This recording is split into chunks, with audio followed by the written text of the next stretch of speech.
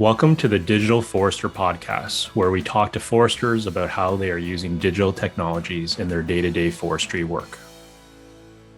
Hey, everybody. Welcome to the Digital Forester Podcast. Today, I'm joined by Taylor Griffith, founder of TRACT, spelled TRACT for those. And I believe, Taylor, there's a saying, get tracked. So I'm dying to learn more about the company. But first off, how are you doing and where are we reaching you?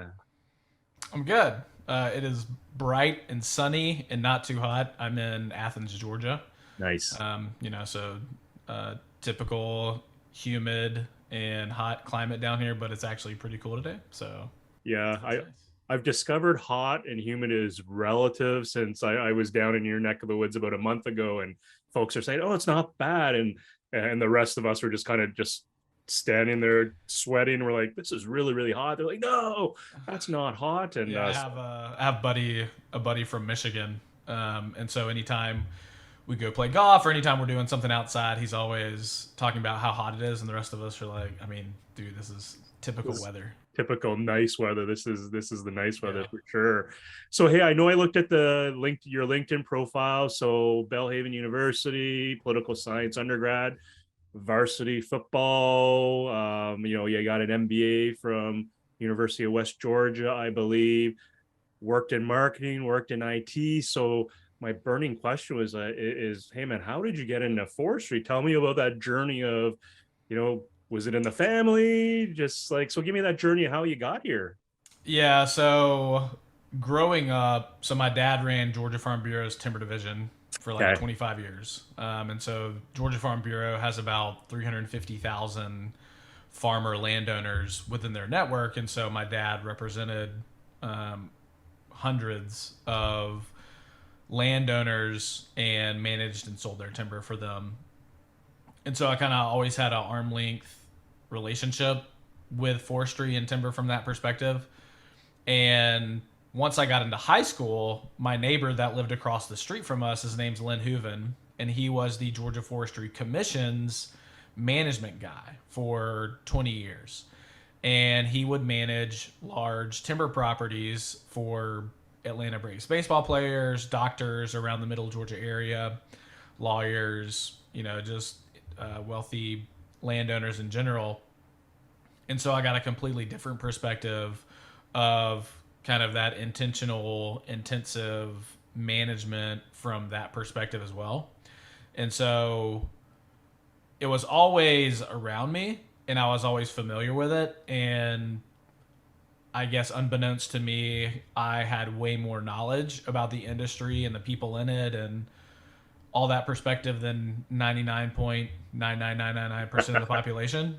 Yep. And so it wasn't a natural progression. My dad told me at one point he'd always wanted us to work together, and after I graduated college and I was kind of moving forward with life, he kind of gave up on that dream or that hope that one day we would work together.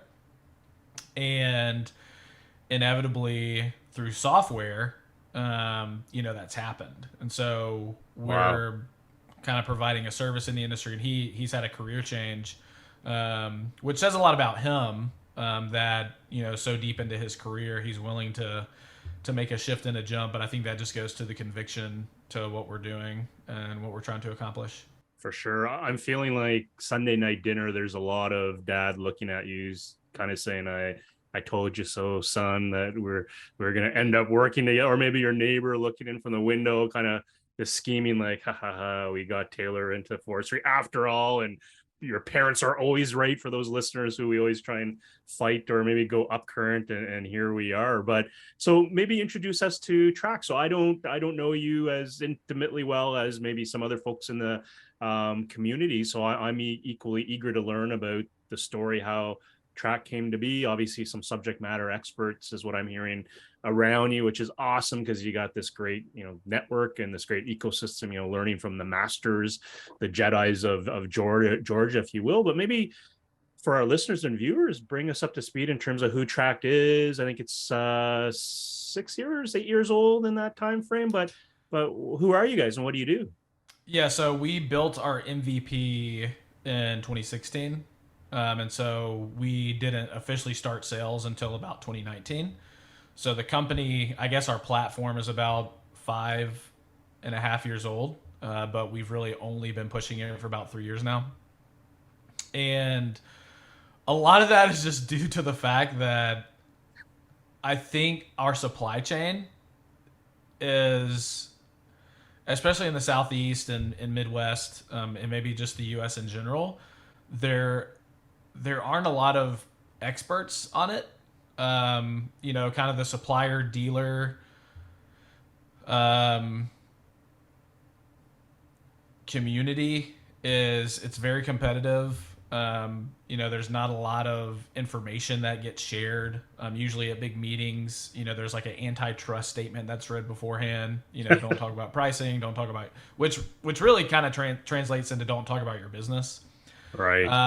And so I think that unbeknownst to me, there's been a huge lack of support for the supplier, dealer, logger in our industry, because mostly just a lack of funding, Okay.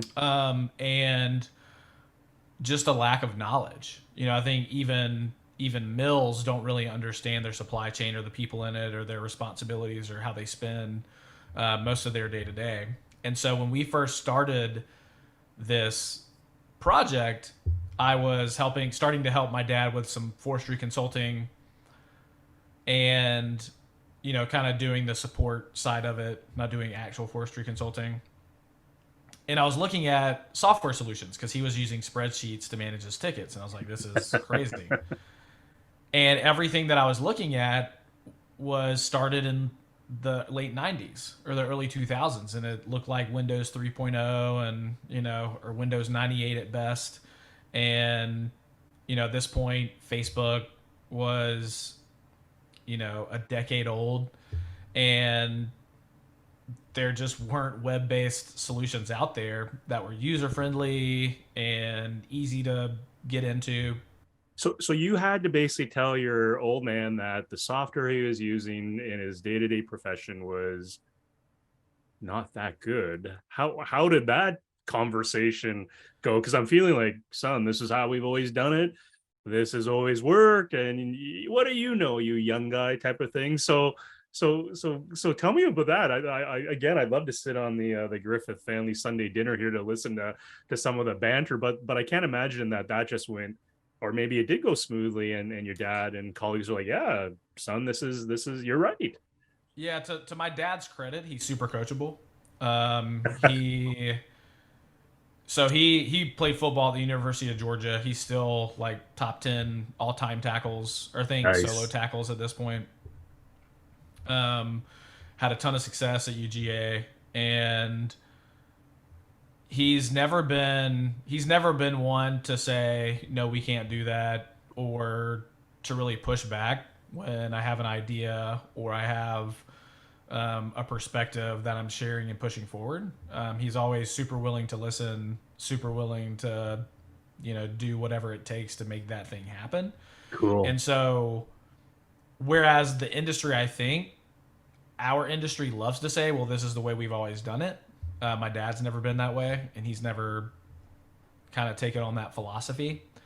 And so that's something I'm really not used to Yeah. with what we're doing. And it's probably one of the reasons that, we're seeing as much success as we are in growth and adoption, because we don't have that culture.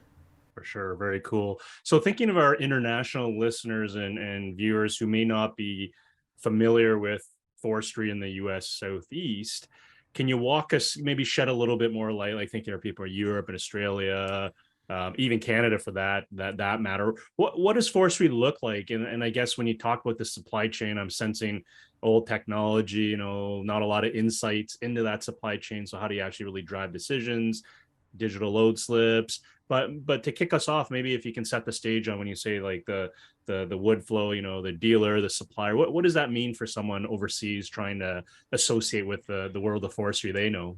Yeah, I wish we had an infographic. Yeah, so the forestry sector in the U.S. is super segmented and super unsophisticated. That doesn't mean the people who are in the business are dumb. It just means that the way that KPIs are tracked or that loads of wood are tracked is pretty antiquated. You could go back 20 years and it'd probably be done the same way. And so, typically you have a landowner who owns the property and the timber on that property. You have a mill that processes that timber into a finished good, pulpwood, cellulose, saw timber, and turns it into lumber, things like that. And then you have several companies in between that kind of get it done. So typically the mill will have a relationship with suppliers.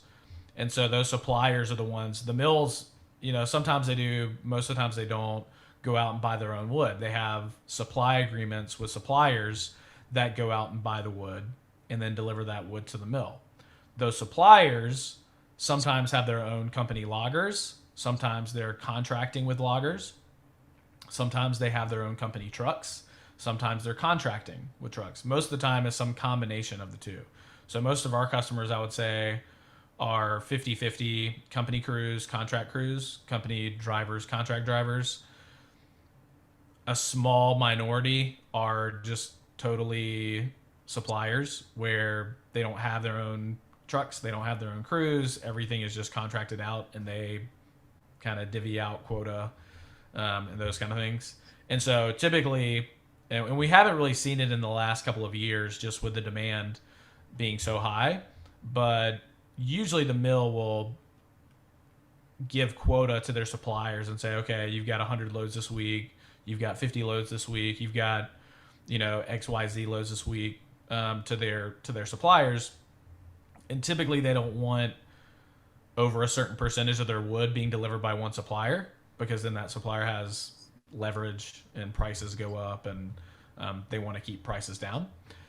And so that, and they will give quota, and if you don't meet your quota, you lose it. So there's a lot of demand and a lot of precision, and making sure that you get all your loads of wood delivered. And the way that people manage that historically has been pretty archaic. It's been printed reports, and going into the administrator's office and asking for her to print a report or getting a report emailed, and it's just a list of numbers on a sheet of paper, and not necessarily visual data and not necessarily KPIs that you're tracking every day. And so a lot of the burden on tracking that information there's been one person in the office that has access to that and sends that to whoever, and creates a bottleneck. And so typically that's kind of the larger scheme of how people are paid for wood, or who buys the wood and who they're selling it to, and then kind of how they're generating that data on the back end. Cool. Yeah, absolutely. Often we find there's one bottleneck that if you can just maybe remove a couple of the hats off that individual, it kind of unleashes the pipe, so to speak. So in terms of the software, I guess tell us more about what it does and what the unique value proposition around it. You mentioned MVP before, so for our listeners, viewers, minimal viable product, quick prototyping, bring it to market, test it out and refine. Awesome software approach versus investing $1 bajillion and then realizing that you missed talking to one schmo and that messed things up. But in terms of TRACT, so sounds like you're trying to solve part of that supply chain. Maybe tell us more about that and what's cool about the software and the platform. Yeah, so my background is in financial technologies. So the last project that I worked on before moving into this industry was Quicken's Rocket Mortgage. So Rocket Mortgage is, several different pieces of software that are kind of all tied together. And I was working on a piece of that, spent about 18 months, just kind of building out. I built a team that went in and redesigned kind of the consumer facing piece of consumers connecting their bank accounts, and then redesigned and rebuilt back end interfaces for loan officers. to make it easier to approve loans and get data, and really, I guess the focus was making it a lot more user friendly and a lot more valuable, and being able to, convert consumers into their pipeline with more ease, I guess, more consistency, and then making it easier for loan officers to get their data and approve it. And so I was kind of wrapping up that project, and that's when I was looking at my dad's business and asking him why, he was doing it the way that he was doing it. And, I live in Athens. At the time, Plum Creek was the largest landowner in the country.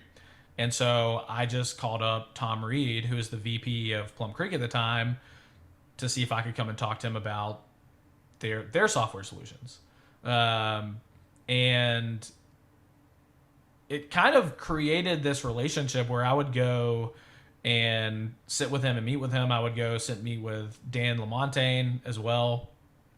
He was in that business and a real innovative thinker, really smart guy. Liked to ask a lot of the same questions. Why are we doing it this way?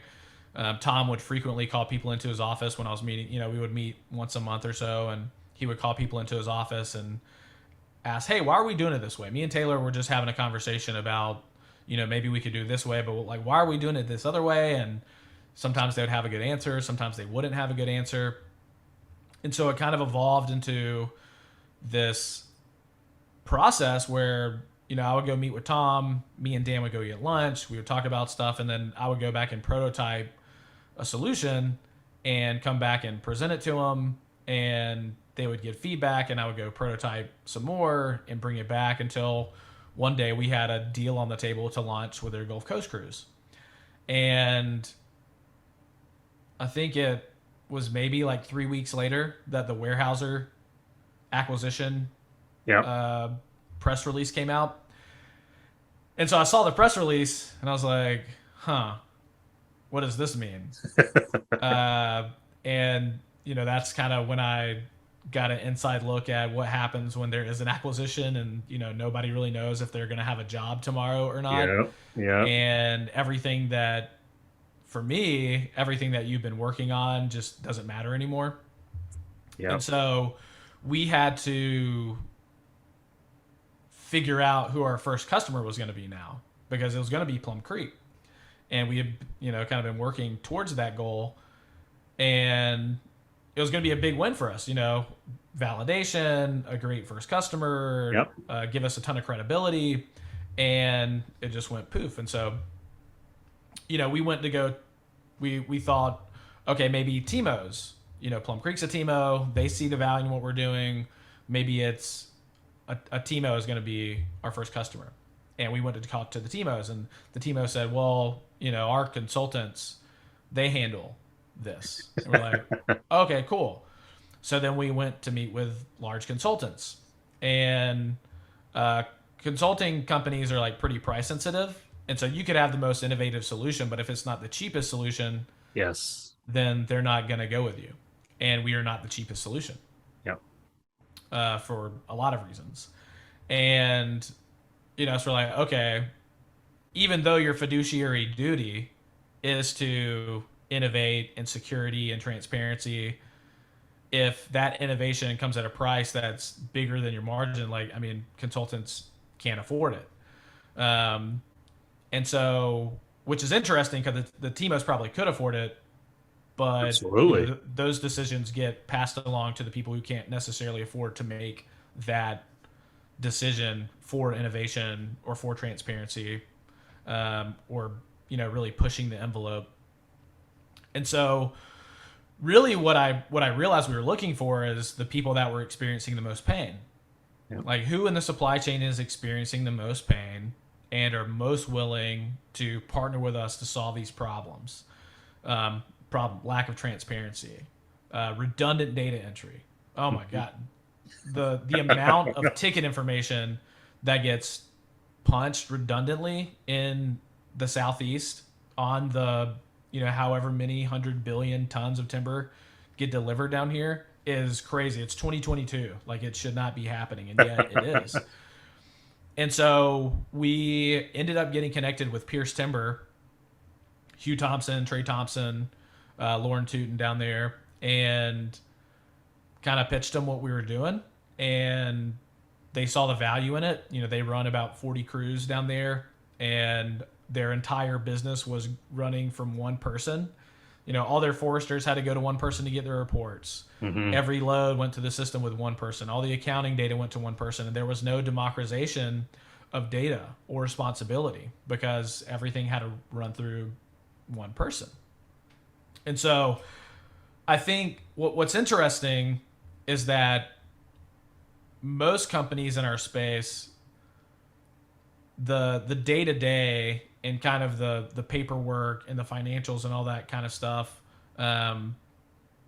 is run by administrators.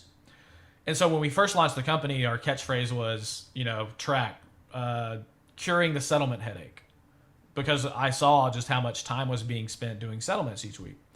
But the challenge with that is that most business owners aren't sensitive to that because they're not doing it. They're Right. not doing that work.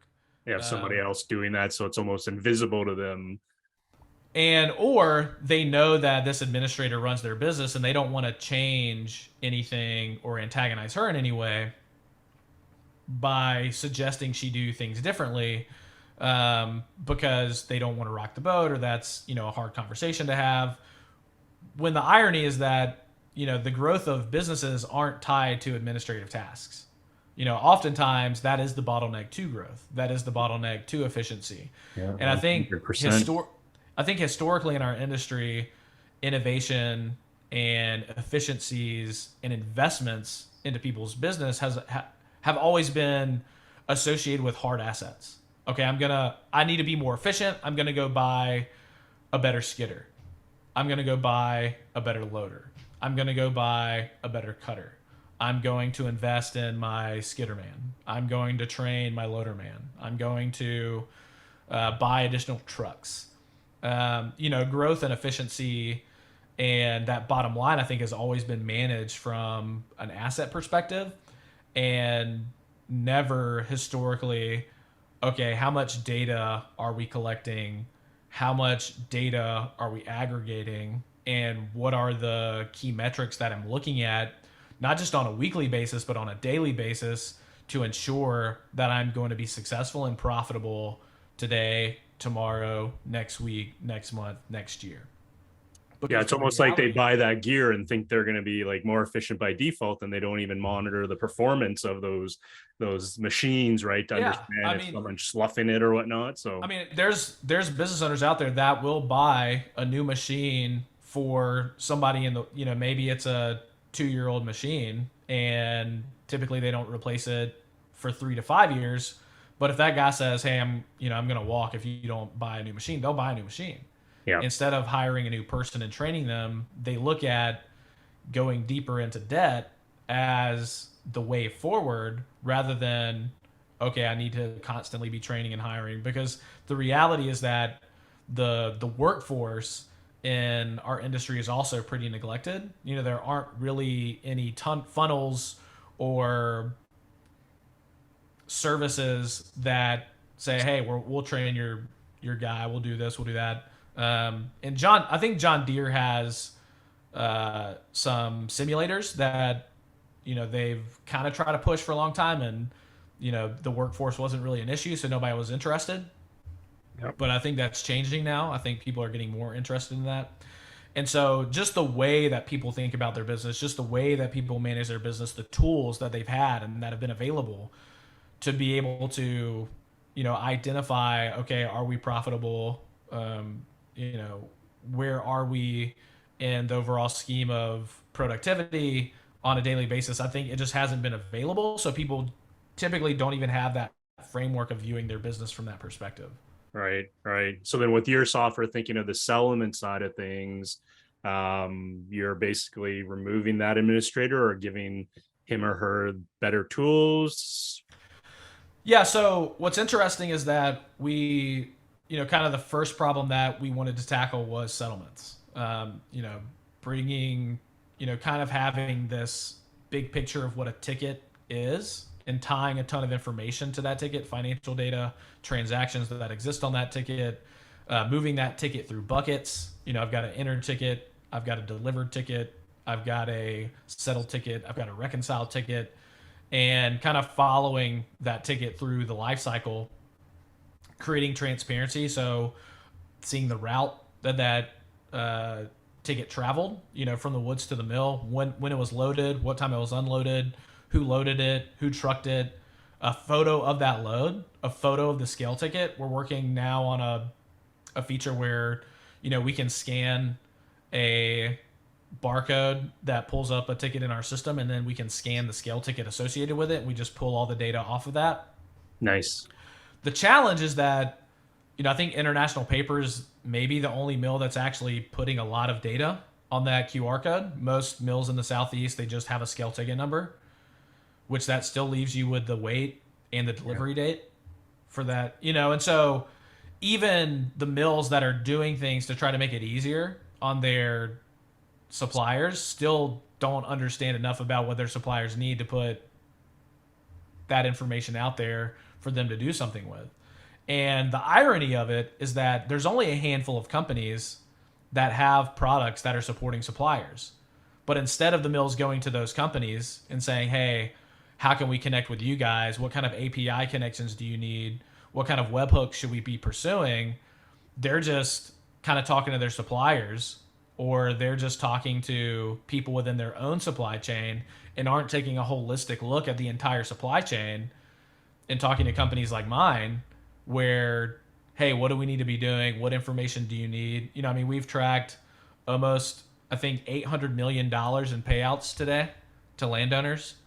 We've tracked almost 1 million loads of wood, and yet it's difficult for us to have conversations with the mills when we're the most tied into the supply chain, and we have thousands of hours of time spent in administrative offices watching what they're doing. I have tens and hundreds of hours in the woods with loadermen, tens of hours with drivers. So why do you think that is? Like you went from MVP, right? You had Plum Creek, you talked with them. The warehouser came in, that changed things great. You kind of pivoted a little bit based on what you just described there. You've got good product market fit, but even without that, having that PMF, I'm still facing an uphill battle in terms of like maybe in some cases even opening the door, right? Like, let me have the conversation with you so I can at least pitch you on what TRACT can do for your business, and maybe even elevate it from an efficiency point of view, from a profitability point of view, like basic things like a business should. That's why they exist, truthfully, right? Yeah. Why do you think that is? Do you think it's a generational thing? Do you think it's just, again, I hate to say it, this is how we've always done it. So, because again, you've got some footings in the U.S. Southeast. It's not like you got nobody, right? No clients, right? You got various folks. What do you think that is? Man, that's the sigh, folks, of like, oh, where do I begin? Yeah, it's a lot of things. I think there is an age gap. So usually at meetings, 5 years ago when we first started getting, I was always the youngest person at a meeting. Now it's changing a little bit in Georgia, South Carolina. It's changed a lot. I think there's a culture gap as well. Like I said, most people have viewed investing in their business looking a certain way. I think a lot of times when they look at software, they're looking at cost and not necessarily value. And what's the difference? Well, cost is what you pay, value is what you get. And so historically, when they're using product A and they're saying, well, this is what I'm using today, how much do you cost? Instead of, this is the value that I'm getting today, what value can I get from your system? People aren't used to thinking that way. They're used, and I think it's probably because the margins are so small in this space, and there's so much data. There's so many things on a day-to-day basis that a business owner or a business manager is going to be putting out a fire and working in their business and not necessarily on their business. Mm-hmm. And I also think that historically mills have viewed their procurement arm as a net loss. that's where they're spending all their money. They're not really getting anything from that. And so Okay. putting capital investment into the supply chain doesn't necessarily make sense from a C-level perspective. And so the money hasn't been there to put people in place to investigate or connect with people like me or companies like mine in the space. I think that the software solutions that have existed, typically a lot of these deals were done 10 years ago. And so if it's like International Paper, in the products they're using, or, kind of Trimble products and things like that, it seems like a horse was picked 10 years ago, and all of the innovation that was going to happen is up to the horse. Because it seems like a lot of companies in this space, if I'm a mill or I'm a supplier and I say, hey, I'm having this problem, can you fix it for me? The typical response seems to be,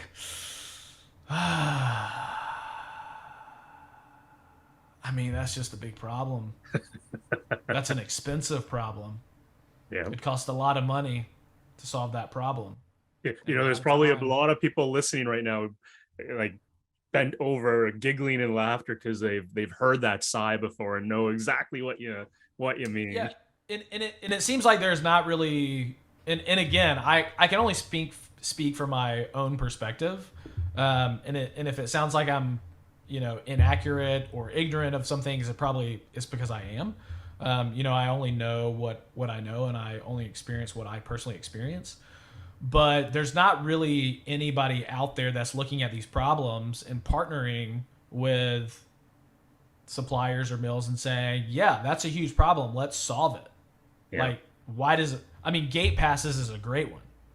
Like, gate passes in the Southeast is a cluster.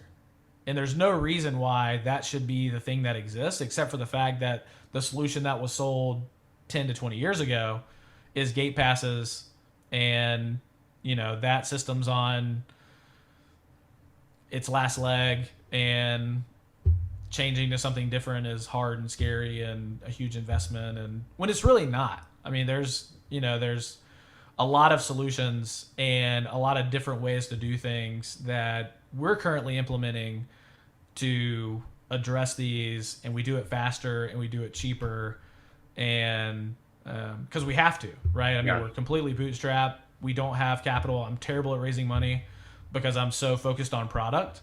I'm not out in Silicon Valley. I'm not out in San Francisco. It's a whole different job to raise. It's a completely different job. And I'm not that guy. I'm super focused on my customers. I'm super focused on my product. I'm super focused on the problems. And my philosophy is that if we can focus on the biggest pain points and solve those problems, whether it be logistics with increasing backhaul and increasing transparency, if it's with settlements and making it easier to remove the burden of paperwork on offices. Like, we've had customers that have been able to move 2 people out of their office and do different things in the business, because they were no longer spending and wasting all that time, and it was no longer costing them all that time to do week to week, day to day activities. And we're continuing to do that. We're starting to look at log costing and truck costing, because right now we're producing gross profits, but we want to be able to communicate to our customers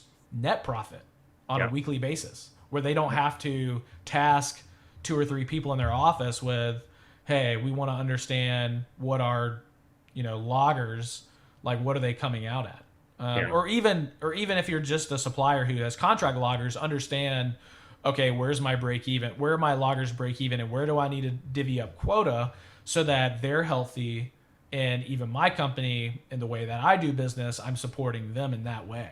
Absolutely. And I don't think I've ever heard anybody in general talk about, okay, that we divvy out quota based on the break even for that company, because every company is different. Every company is going to have a different break even point, but typically, it's relationship based. It's okay, what have you done for me lately? And what do those relationships look like? And which is fine, and that's great, and that's how the industry is typically, and I guess historically, operated. But kind of those metrics and those KPIs, I don't think have really existed because they've been hard to nail down and they've been hard to track because the systems that they've been using don't give them that information and don't make it Yeah. easy to access that information. And every piece of information that you get exists because you said, huh, what about this report? Or, huh, what about this report? Rather than giving you tools and putting those reports and those visual graphics and that visual information at your fingertips so that you can say, oh, wow, like I need to be watching this. Oh, wow, Yep. like I didn't realize, this crew was, doing A or B, or, they had so much variability in their weights, or they had so much variability in their weekly production, which Yep. all affect your profit at the end of the day. Yeah, and even to that point, sometimes it's useful just to have the data to validate that forestry subject matter expert, because you and I have met some great companies that they can benefit by having more data, but there's also that trade craft, if you will, where sometimes the numbers are backing what they always knew, but they didn't really have a way to articulate that. But just having that in your hands as well is validation on its own. So I suspect as you're going through, getting new customers, you're also probably seeing a pattern in terms of the ones that are good customers for you, maybe from Yep. an ideal customer profile, versus some that you're kind of like, you know what, I'll talk to you in a year. But thinking of that, since this is the Digital Forester podcast, we haven't really gotten into the technology side quite yet. So, you mentioned your bootstrap. How big are you guys right now? 10-ish people, 15 to 5, in that range? Yeah, so we're super flexible. So typically when we're building product, we're at about 10 to 15. Yeah. When we're not building product, and when I say building product, so last year we finished building an inventory product for one of the largest producers of wine and whiskey barrels in the U.S. And so we're tracking logs for them, whereas tract forestry, we're Nice. tracking loads of wood. Tract inventory, we're tracking logs, and so we can track where that log was purchased, who purchased it, what location it got purchased, what location it got transferred to, who transferred it, how much volume did it get purchased at versus what's the actual volume in inventory, what location did it get used at, on and on. Very And so cool. we have like super total chain of custody, total auditing power on any log in the system at any time. And so we had about 15 people on the team while we were building that product. And So you kind of scale the team as you that's require right. to Yep. build out the products. Very, very cool. Then you don't get Yeah, we're super saddled with a lot of those. agile. That's right. Absolutely. Absolutely. So thinking of that, like listen, thinking of our, I say this in a loving way, listeners and viewers, thinking of our nerds on the call. I'm a nerd. That's why I say I'm just calling it as it is. It's a term of endearment for me. They're probably dying to know, your agile bootstrap, what's the tech stack like? Often we hear people running Esri or open source. You're a tech company, definitely. So again, you've probably got multiple environments, you've got your stack, but what can you share in terms of our technical people on the call in terms of what you're using? Obviously there's a web component, are you AWS cloud, or are you on-prem, or what can you share on that front? Yeah, so we're not a GIS company, so we're not, we don't, Esri isn't kind of the natural first step for us. So our tech stack, so we're obviously our code's all on GitHub repository. We push that to Heroku, so we're using Heroku to manage a lot of those services, and then all of it's hosted on Amazon AWS. We've kind of gone through the FedRAMP certification stuff. Just kind of talking to the U.S. Forest Service in that regard. A lot of the logs and Sentry and Circle CI and the redundant data backups and all that, we've got all of that stuff running in the background. We're Ruby on Rails. So we're a Ruby Rails platform, and everything's built on that. We're native iOS and Android, our apps in the field. So, we've got super talented people in that regard. Our iOS developer shared desk space with Serge, one of the co-founders at Uber, for a long time of their venture startup back in the day. And our lead dev has applications with, 60, 70, 80,000 daily active users in it. That exists and runs today. So as far as our team and our perspective and ability, I think we're super unique in that perspective. We're not farming out work to India. We don't have legacy developers who cost a lot but get very little done. I've talked to some companies in the space that have, they may spend $1 million a year on product and they're not really innovating, and they're not really, you can't really see the needle moving with what they're doing. Yeah. And yet I've had customers tell me that we, move faster than anybody else out there, and we're pushing better solutions, and we're being more innovative than anybody, and we're probably doing it cheaper at the same time. Yeah, for sure. And so thinking of our typical audience, what you just described in your stack, there's probably, maybe I'm going to guess, a quarter of those terms they got the common ones, AWS, but then, Ruby on Rails, Heroku, other things like that, they're probably like, I don't really know. So this is cool because it really gives a different view into technology when we think about people who are building these platforms and these applications. It is different than GIS, absolutely. But I'm curious to know your thoughts when you I'm looking at your background, so not an engineer, but the finance, the business side. So how did you go about coming up with the technology understanding? Self-learned, or did you have a CTO that you trusted to kind of help navigate that? And then the second part of the question was, do you feel that, given that like technology was the barrier, like there's something missing in the IT space that would prevent you from realizing what TRACT is today? Or was it more getting the industry on board with the vision that you had and the problem that you're solving? What are your thoughts on that? So for whatever reason, all of my closest friends have always been developers. So my roommate in college is now one of the leading Chrome security experts in the world. I think he got hired by Apple recently to lead up some of their international global security standards. When I graduated from college, I squatted with some friends from Georgia Tech who are all, amazing developers that have worked for, huge startups and had a lot of success. And so I've always kind of been in that world. But when it comes to software and finding a lot of these solutions, I think it's, think about it from somebody in their mid-30s perspective. When I wanted to find an email service to use, I didn't call up my local IT company. I just went and signed up for Gmail. When I needed to start tracking documents or slideshow presentations or different things like that, I didn't go again and talk to an IT department. I just started using Google's additional services that were involved in that perspective. And then on and on and on. If I'm a designer, I use Figma or I use Adobe. If I'm a photographer, I use Lightroom. I use all these products that are pretty easy to set up and easy to use and easy to get into it, and then I figure them out. I think in much the same way, SaaS has just become the norm, and finding people that are really good at what they do.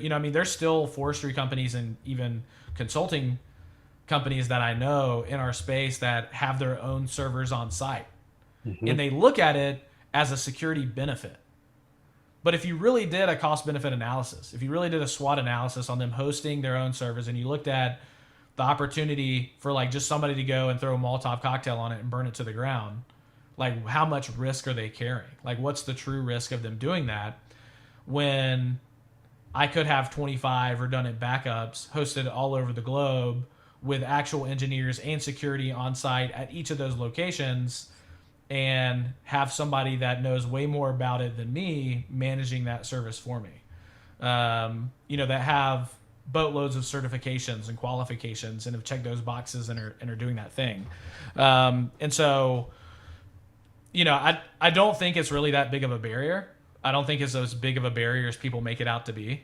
I think that it's good to be conservative, and it's good to, ask questions, but the whole, we do it this way because we've always done it, or somebody who's been doing something for 25 to 30 years a certain way, um, inertia is a thing.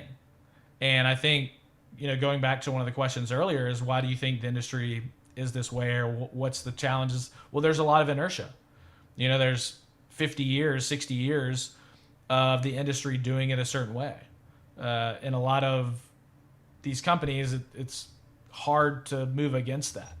And the more people that have been operating that way, the more resistance to change there is. And so, I don't see a lot of challenge in that. I mean, as far as our developers and, their solutions to things and the code that they're pushing, I mean, a lot of that I focus on the high level. I just stay in my lane. Yeah. And I surround myself with people who are smarter than me. But I also know I'm luckily we have a lot of customers that share a lot of information with us. And so we know their businesses and we know where their challenges are, and we can work with them to solve a lot of the problems. And so I come at it from a business perspective and understanding, okay, this is what the loader man's going to have to do. This is what the driver's going to have to do. This is what an administrator is going to have to do. This is what the business owner, this is how he's going to, or she is going to interact in the system, or this is the C-level person, what they want to see. That's kind of I come at it from more of like a product owner perspective, and push the objective and then get the feedback of we should do A, B, and C, and then push back against my team and saying, okay, well, that's not a great solution because this is, again, what this person is going to be experiencing, and that's not really going to get them there. And so we, even internally, we like have a lot of that tension, about when here's what I want, or here's the business case. And then they're pushing back and saying, well, like, here's the easiest thing that we can do, or like, here's what we think we should do, or here's like the least barrier to entry thing that we can do. And then pushing back saying, well, maybe that gets us there, or like maybe that doesn't. And we need to be thinking more about this business case and if that's going to move the needle for our customers. Because again, at the end of the day, when you have an industry that is really resistant, when you have an industry that's very unsophisticated, and when you have an industry that hasn't traditionally looked at what you're selling as a solution, you have to be very, very sensitive to the pain, and you have to be very intentional about solving and pushing solutions and features that cure that pain. Yeah, sincerely. Absolutely. Well, as a bootstrap company, you and I both know, you're capital efficient, right? Any dollar spent really has to have a big impact, but often people don't realize it's a horse trading game sometimes, where on the product side you want this, and the technical folks have 27 different ways to skin the cat, but sometimes the middle ground is good, or good, I always spell G with 2 U's, D, good enough, versus get the job done so you can iterate going forward, at least not putting you into that box or in that corner where you can't come out. But that again is leadership. When I'm listening here, it's like you're providing that leadership for your company and setting the stage where you need to go, or where you think you need to go, and using the market to assess that. So super cool story. I'm curious about what gets you excited. So again, you're very product focused on TRACT and reacting, solving people's problems. This is great, right? Like, as a technology company, it's like the ones that truthfully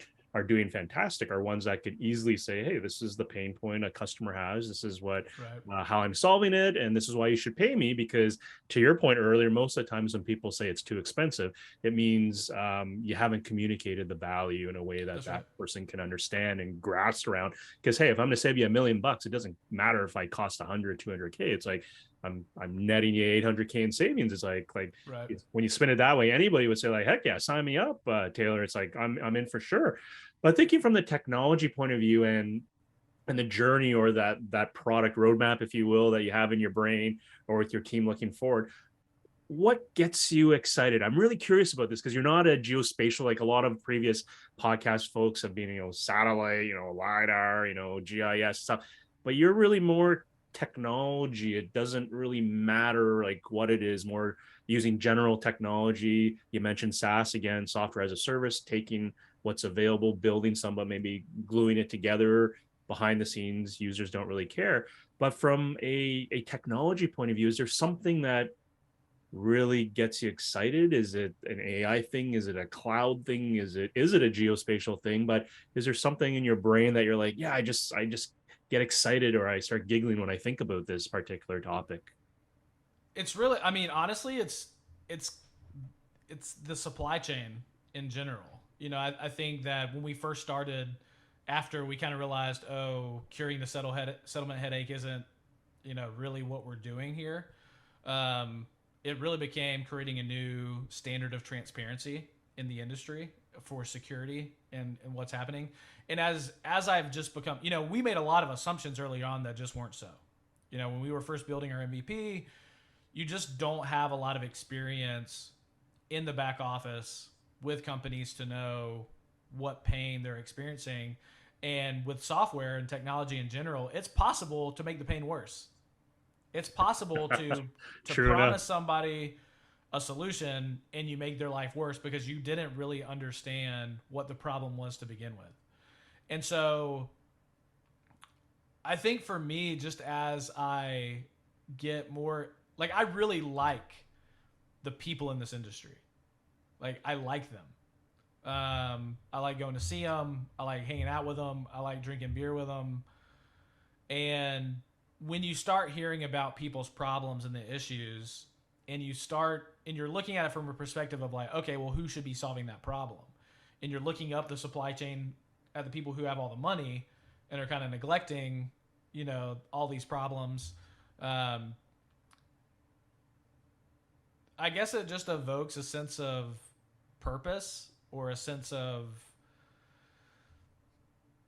justice, so to speak. That may be like a extreme word for it, but I don't think that the industry has really had an advocate, at least in the last 20 years, for solving a lot of these problems.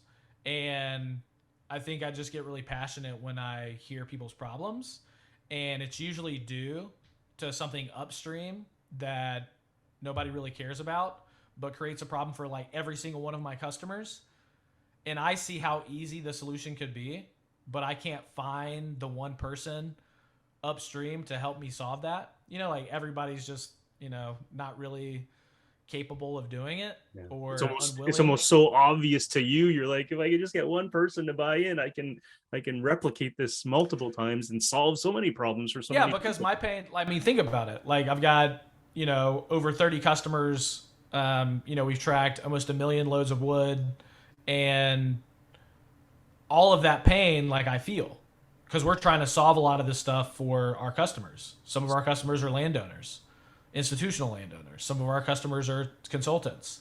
Some of our customers are suppliers. Some of our customers are sawmills. Like we've got customers across the gamut.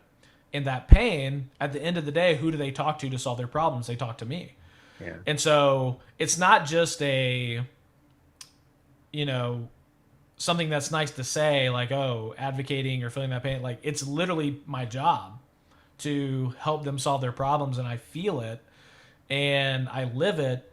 And so it's really frustrating and really motivating to see these things, and really, in spite of anybody working with us, we're still, I mean, it goes back to that whole ticket scanning thing that we've pushed recently, where you can scan the security tag and you can scan the scale ticket, and all that information comes into the system.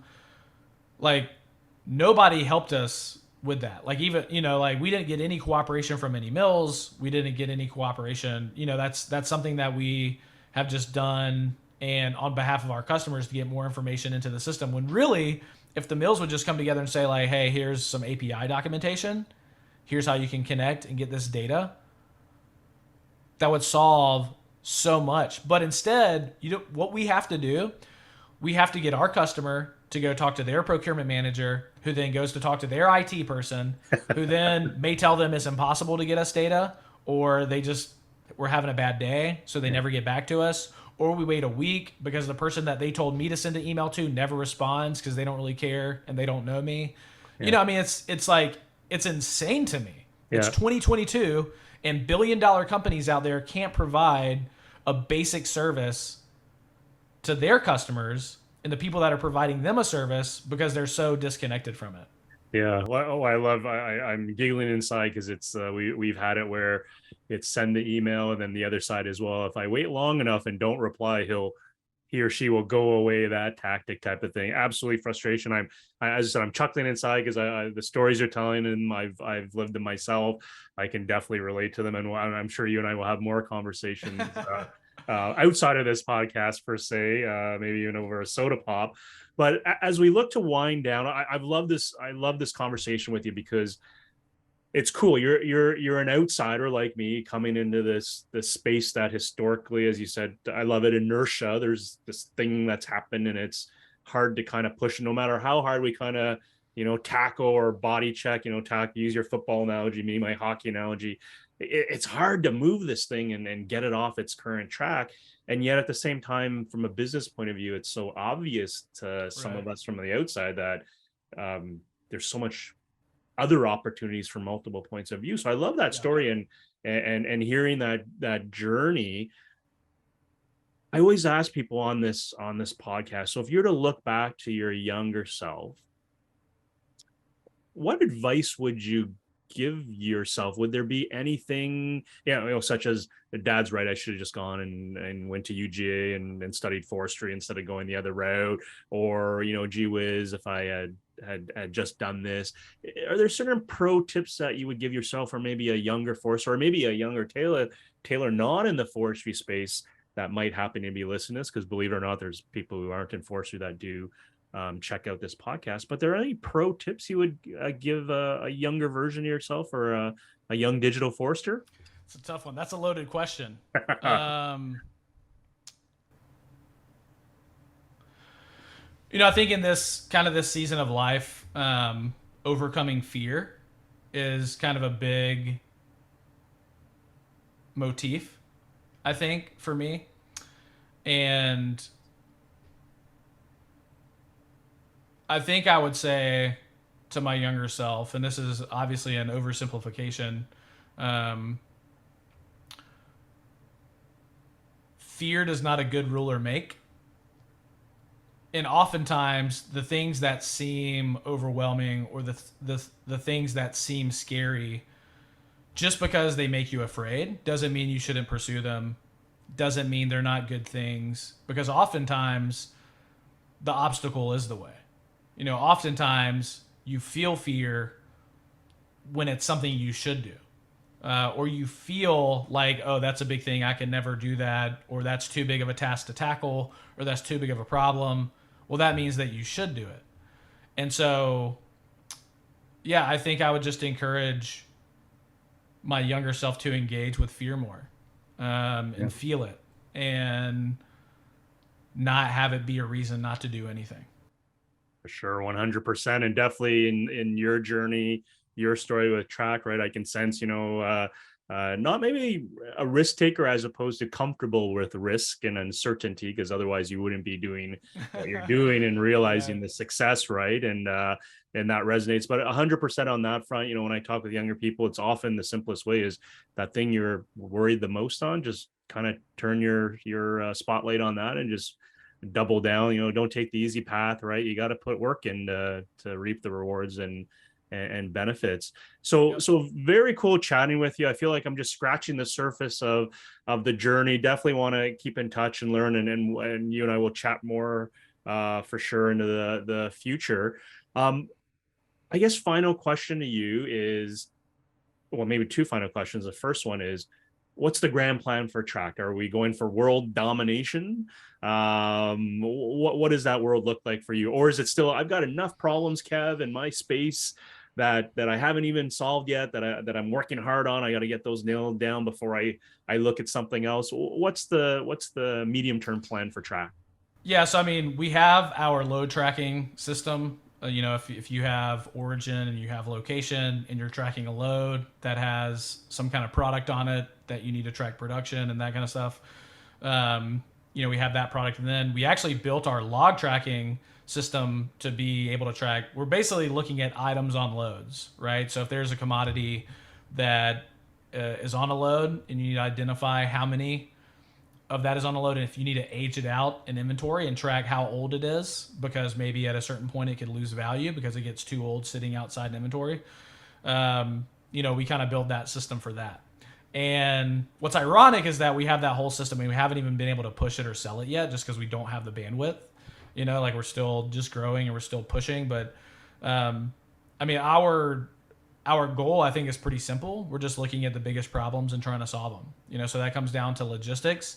There's still not a good logistics solution for companies in our industry. Typically they're long haul, and we need more of a last mile solution. And so we're going to be integrating with Samsara and kind of building some dispatch things on our side to solve that. We're going to be looking at log costing and truck costing to start generating some net profit for our companies on a passive level. And it can be as big of a bullseye or as small of a bullseye as they want. And then, that's our goal is to really look at those biggest problems and solve them. Awesome. And really kind of move up and be more vertical in our solutions so that we can, solve those bigger problems. Yeah, very, very cool. I know you just mentioning that there's probably a lot of listeners going like, hey, I need to learn more. So on that note, Taylor, for folks who want to get a hold of you, again, you're a younger guy. It's like, is it Facebook, social, TikTok, LinkedIn, like good email or website? What's the best way for folks who want to get a hold of you to learn more about TRACT software and all its capabilities? Yeah, so our website is gettract.com, GETTRACT.com. And my email is taylor@gettract.com. So I encourage you to just go on the website, check it out, browse around. We've got a active blog. We've got a YouTube channel with all our stuff on there. And email is the best way to reach me. So just shoot me an email, taylor@gettract.com. Awesome, man. Well, hey, I appreciate you carving out some time to talk to this guy. Loved meeting you. Loved hearing your story. As I said, looking forward to chatting offline with you a bit more and trading our stories we probably can't say on the air, right? So definitely appreciate the time, and it was great talking to you. Wishing you all the best of luck, and we'll talk soon. Talk to you soon, man. See ya. Cheers. Bye-bye.